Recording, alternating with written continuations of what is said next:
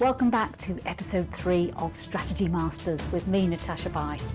Today we're taking a look at the importance of dreaming in business. And I'm delighted to have with me today Mr. Joe Biden. Welcome, Mr. Welcome, Mr. Could we get some light on the president? You're awake, Mr. Biden. I'm not surprised. You must be exhausted with the kind of demanding job you have. I mean, how do you do it? Fentanyl and the byproducts of fentanyl. I'm sure there must be healthier options. Just inject a little bleach into your arm. You'll be all right. I'm not sure that's any better, to be honest. But look, as a president, you must be visionary. You need to paint a meaningful and clear picture of the future that you want to see. Would you mind sharing your dream for America? I doubt whether you'll accept it because you're such a whiner. That's a bit harsh. I just wanted to know what you were trying to achieve. Making sure that we're able to make every single solitary person eligible for what I've been able to do with the with the COVID. With dealing with everything we have to do with. Look.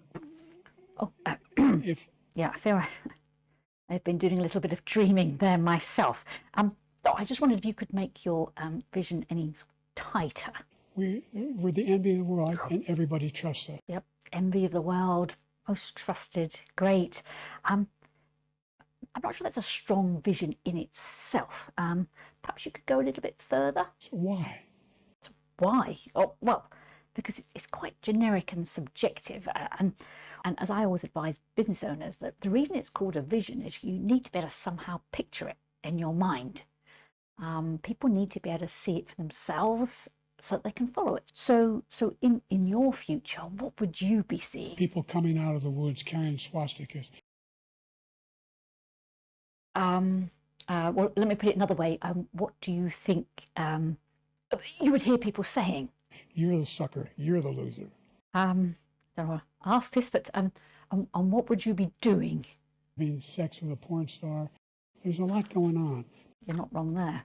But would you mind giving me something a little bit more, something meaningful for the country? You know, why you mentioned people would envy you. What would they be envying you for? The cleanest water. We have 800,000 new manufacturing jobs. Yes, that's better. Yes, cleaner water, jobs. You're getting the hang of it now. We have 1,000 trillionaires in America. I mean, billionaires in America. Well, yes, it's the balance, isn't it, between something that's really ambitious and something to strive for, but it needs to kind of be feasible. Well, thank you very much to the President. There's more to be done. I'm sorry, Mr. Biden, that's all. Come on. I'm sorry, Mr. Biden, that's all we've got time for today. Join me next time for another edition of Strategy Masters.